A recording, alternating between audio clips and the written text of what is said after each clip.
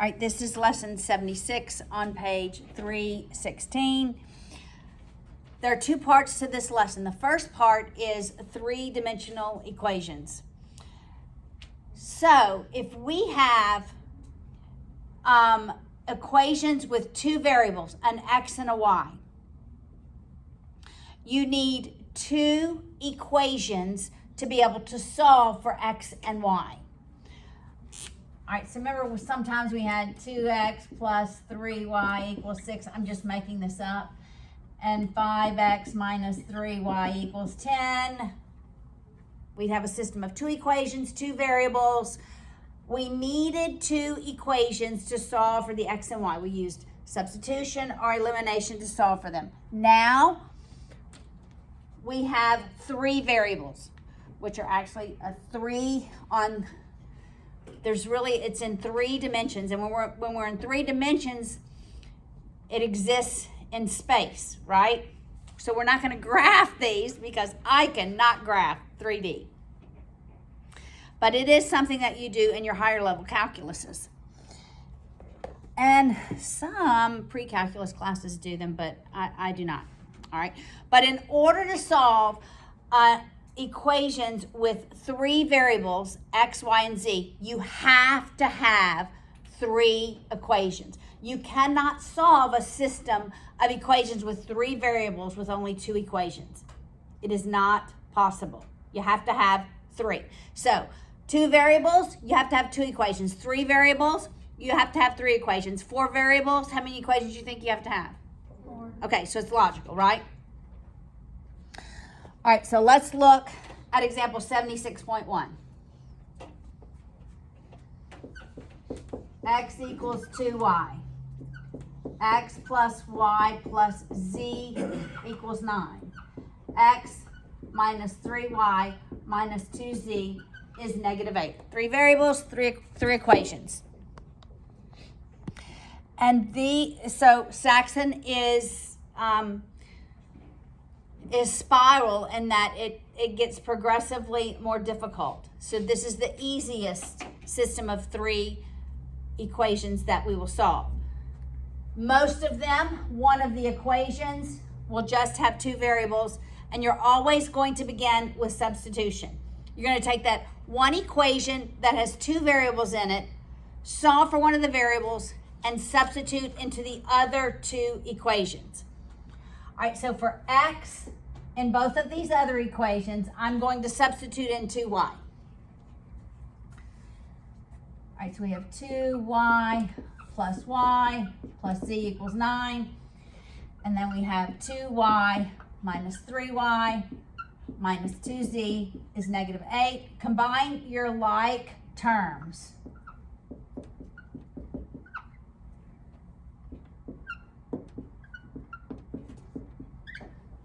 All right, you always end up with two equations, two variables. At this point, it's exactly like what you've already done. Except when you go back, you have to also solve for the value of z, which we have not done before.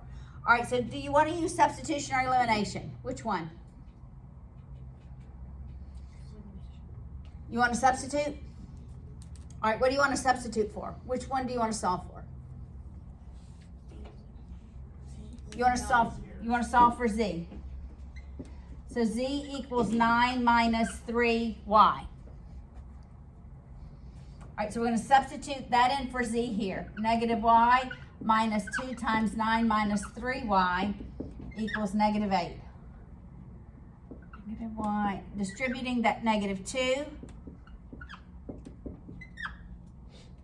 We'll add the 18 to both sides. Combine our like terms. And we end up with 5y equals 10. Y equals 2. All right, we've got one of the solutions. Y equals 2. I always typically go back to the original equations if I can. If I can't, always go back to one of these. All right, it is best to try to go back to one of the original equations. All right, so if y is 2, then what's the value of x? 4. X is 4. Now, x plus y plus z is 9. That's the easiest one to go into, right? To go back and substitute into. So 4 plus 2 plus z equals 9. What does z have to be? 3. Z is 3. All right, quickly, I'm just going to check it in this last equation. All right, so 4 minus 6 is what? Negative 2. Negative 2 minus 6 is negative 8. It works. Works in all three of them. All right, how long did that take to check? No time. And that would tell me, in fact, if my solution is wrong. All right, the way you write this solution is in X, Y, Z. 4, 2, 3. With those curvy brackets, because there's 3 numbers. You probably can't see that.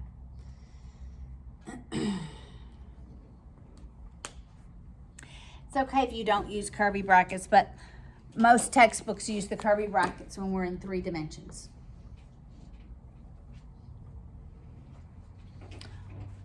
All right, does this make sense? So what do? We always begin with substitution.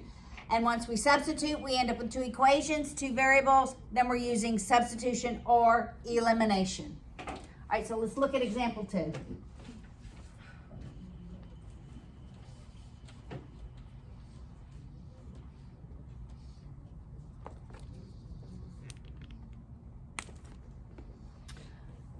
Example 2 is 2x plus 2y minus z is 12. 3x minus y plus 2z is 21. X minus 3z is 0. I do like to line up my x, y's, and z's because eventually that matters. All right, so where am I going to start? What do you think, Ashley? Well, couldn't you make it to where x equals 3z?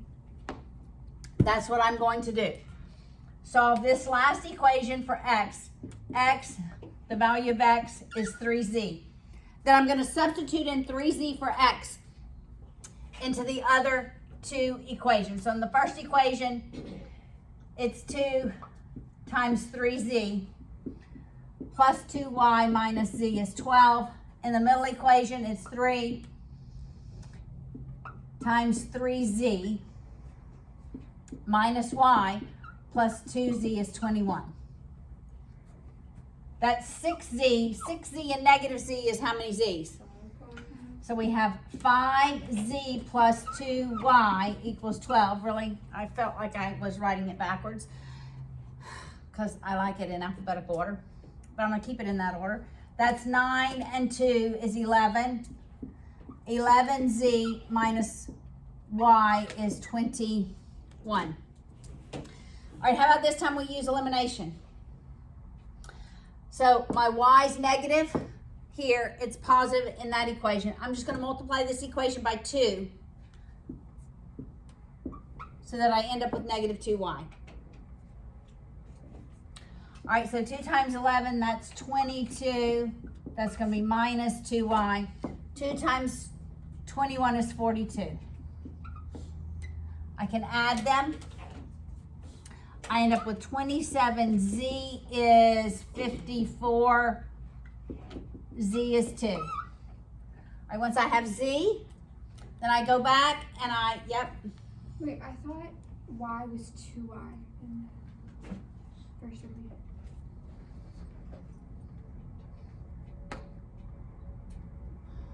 Did I do something wrong with y? It is 2y. Here it is y. But I was substituting in for x. Did I do something wrong? I just don't understand how 2 got taken away. How the 2 got taken away? Here? It eliminates. 2y minus 2y is 0y.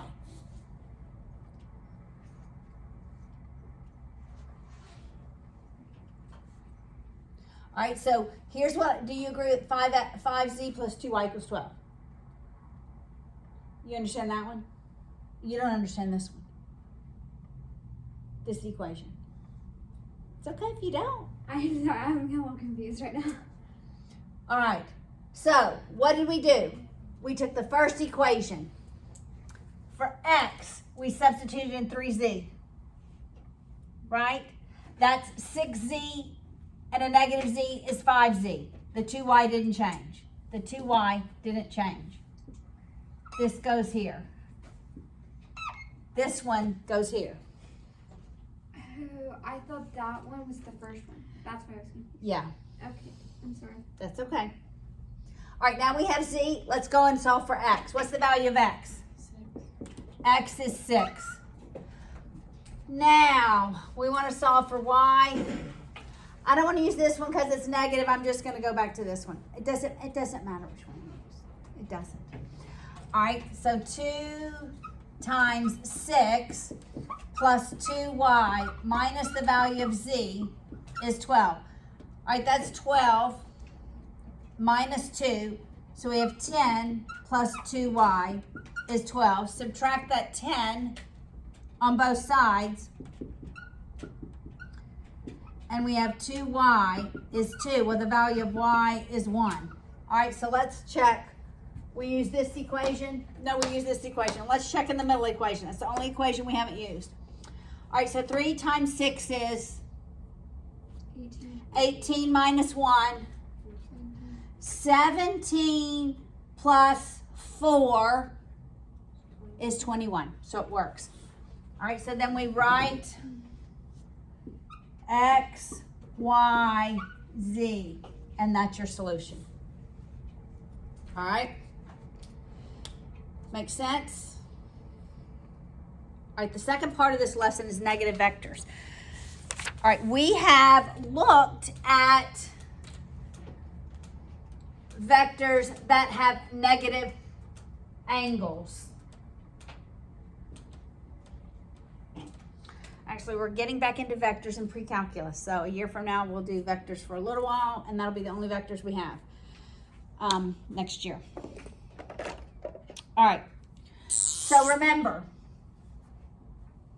if we have negative vectors, we go from 0. Which direction do they rotate from that positive x-axis? Clockwise.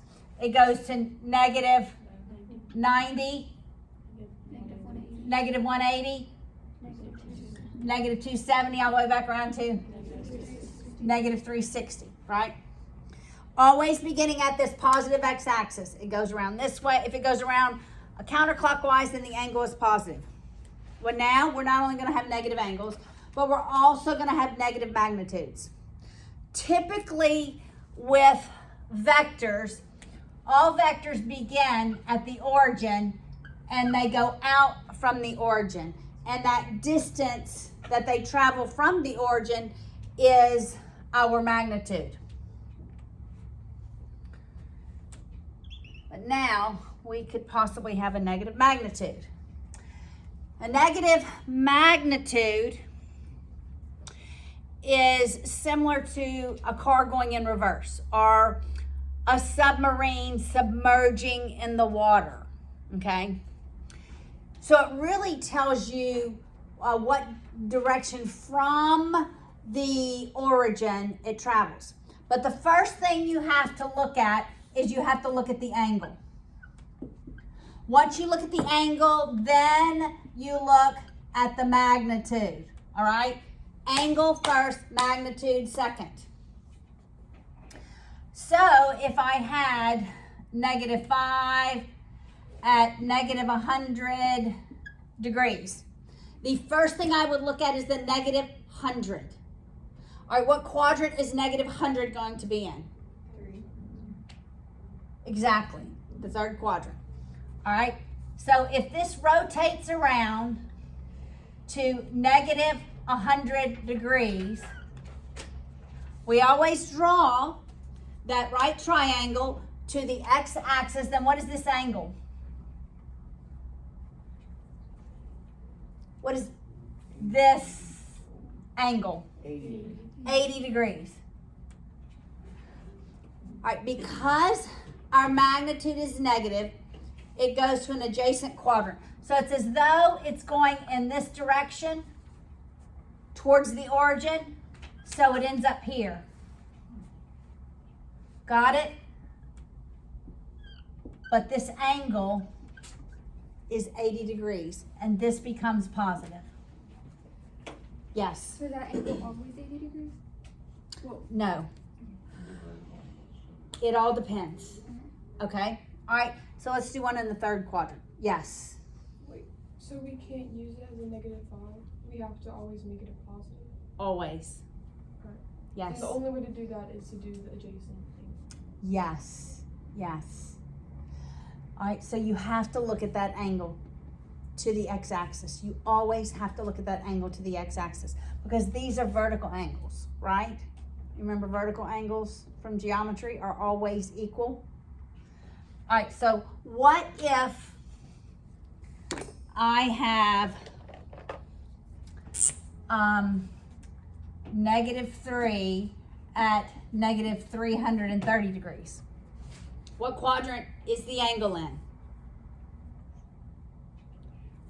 1, 2, 3, 4. Third. First, second, third, fourth. -330. It's -330. So we're going around this direction, yes. And we're going all the way here. So if this is -330 degrees, then what is that theta? It's 30 degrees, all right? Because the vector is negative, it goes to 3, but we still look at the 30-degree angle. And this is 3. Can you explain how you know if it's a 30 degree or an 80 degree? Yes. Okay. How did we know it was an 80-degree angle? All right, everybody watch. God bless you. All right, watch. From here to here is 100. How much further do I have to go to get here? 80, okay? All right, from here to where the vector stops is 330. How much further do I have to go to get to 360? 30. 30, got it? All right, I'm gonna erase this and draw it again, and we'll look at 2 more angles. All right, what if I had -2 at -45 degrees? What quadrant? Which one? Fourth. When it's in the fourth quadrant, we already know the angle. Because to get from here to here, what is the positive degrees? 45. Even though we're going negative, in that triangle, we have positive angles. Right? Because we are using triangles to solve the vectors. We're using right triangles. Because it's -2, what quadrant does it end up in? The second quadrant. So it's still a 45-degree angle. But it goes to the second quadrant. Yes. So, why did you say it was still a 45-degree angle? Like, why is It Like, yeah. okay, from here to here, Like, why would- rotating it this way, it's -45. But when we use it in the triangle, we ask what is the absolute distance. We're asking what's the absolute distance.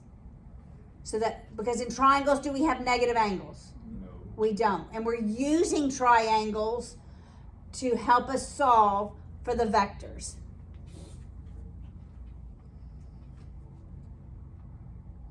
Okay, why is it still a 45-degree angle when we get it to the second quadrant? Yeah, I get that it's You vertical get that. angles. No, I get that it's vertical angles, but I don't get why it change. Would it change? No, it won't change because it is a vertical angle and all vertical angles are equal. have said negative 225. -2 at -445. What? Well, could they also use the actual angle? Like, is that the same thing? That's basically what I'm asking. -45 is an actual angle? No. Like if It would be negative 245 degrees. Well, 225 and negative 225. Could you use -2 and -45? No, could you would -2 and negative 225 be the same as -2 and negative 45? No. -2, -225. That's what you're saying? Is that the same thing? Yes, ma'am. It's not. Could you show me the other I will. I'll show you this one. All right, so let's draw it separate because we're going to end up. All right, what quadrant is -225 in? We go to 180. first. And how much further do we have to go from 180? We have to go back up 45 degrees. So that's -225. This is 45. But because we have the -2, where does this end up?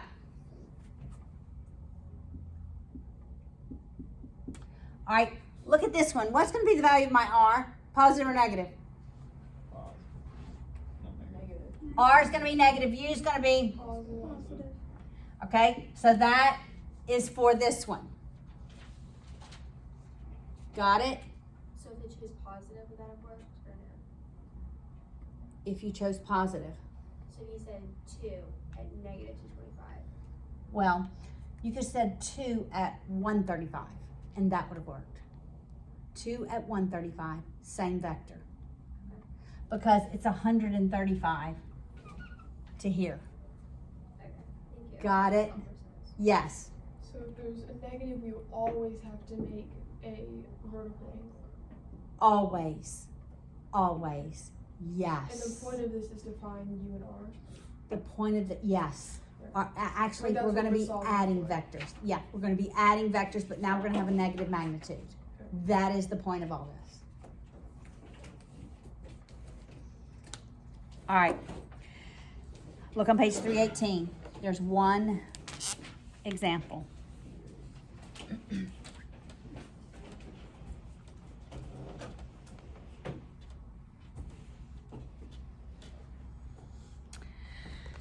All right, so we are going to add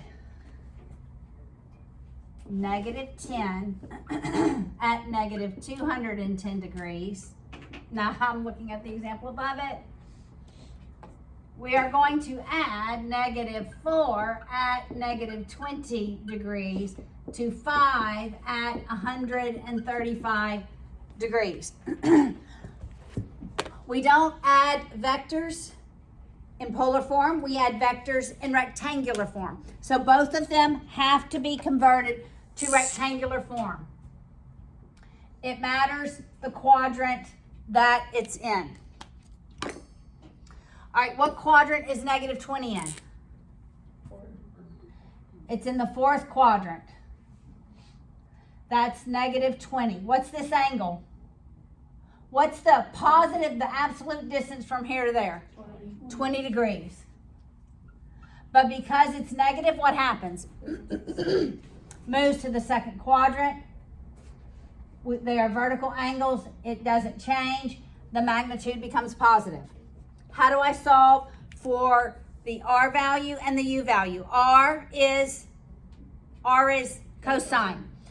All right, so R is going to equal 4 cosine 20 degrees, but we're going to remember that it's negative because of the quadrant that it's in. Right? We're going to remember that. What's the R value? 3.76. -3.76. What's the U value? U is going to be positive. It's 4 cosine, not cosine, sine. Sine 1.37. 1.37. All right, so let's write this vector in rectangular form. -3.76R plus 1.37U. I get to remind pre-calculus about this today.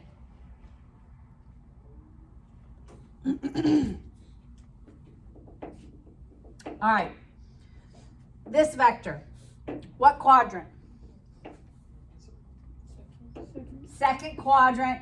We go all the way to 135 degrees. But if I keep going, what is the distance of this angle? It's 45.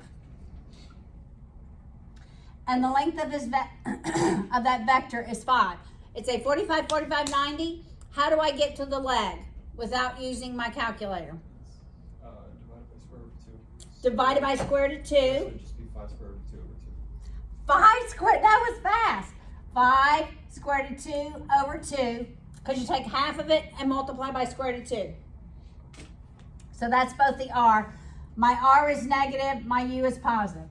So it's negative 5 square root of 2 over 2r plus 5 square root of 2 over 2u.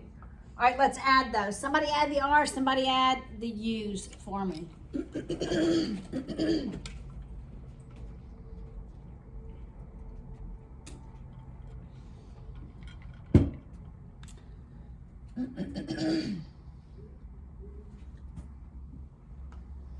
I'm expecting my r to be negative and my u to be positive, obviously, right?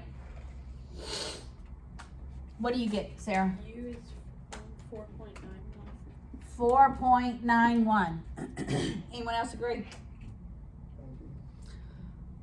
Nathaniel, did you get the r value? No, I was doing the You were doing u. Anyone doing the r? Negative 7.2. 7.2? Negative 7.2. Negative 7.2? 7.3. 7.3?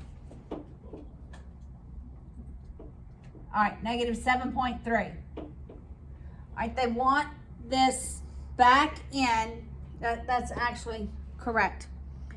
But oftentimes they want you to put it back in polar. So let's practice converting this from rectangular back to polar. All right, what quadrant is this in? Still in the second quadrant. That r is negative 7.3. That u is positive 4.91. How do we solve for the magnitude? It's inverse 10, yeah. Okay, that's how we solve for the direction. Oh, but the magnitude would just be Pythagorean. Pythagorean theorem. All right, somebody solve for the magnitude, somebody solve for this angle. Ignore the signs, ignore the positives and negatives when you solve for. Which one do you have? The angle would be 147-ish. Oh, from here to here is 147 degrees. Okay, so this one must be Well, 33? Is that 33 degrees? All right, what is the magnitude? It's bigger than 7.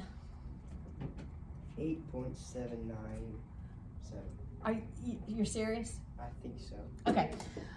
We'll do 8.79 at 147 degrees. Okay. Yeah, that's what Let's just, it doesn't matter. Okay. Let's write this with a negative vector and a negative angle. All right, so can you do that? What is this with a negative magnitude and a negative angle? What would be the negative angle?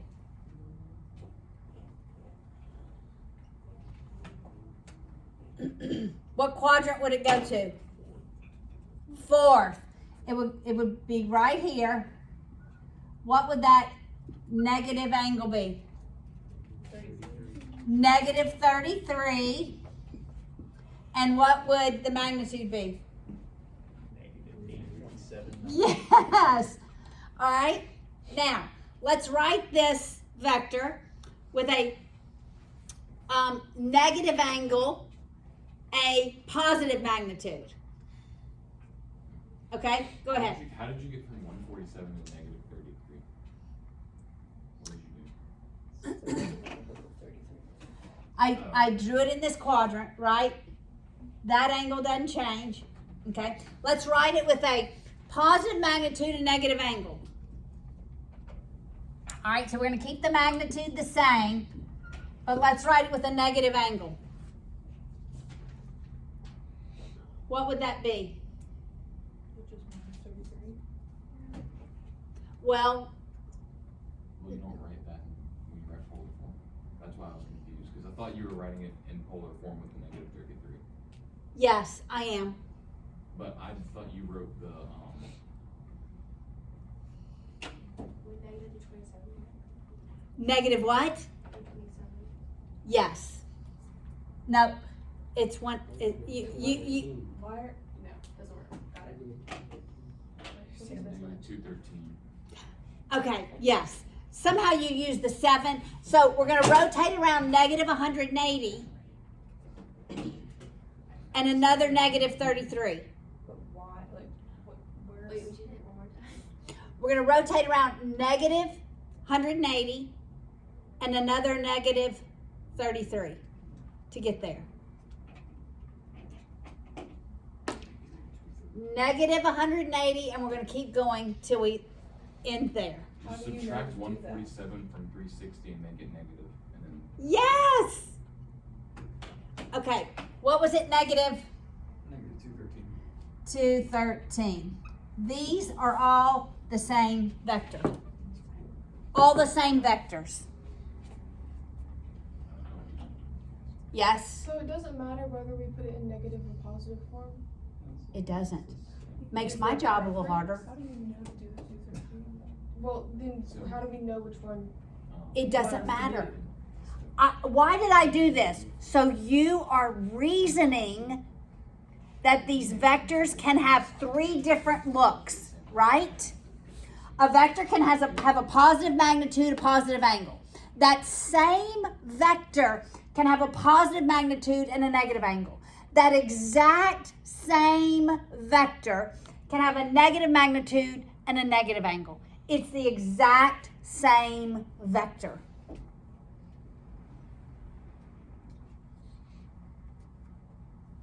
How would you know, like, to find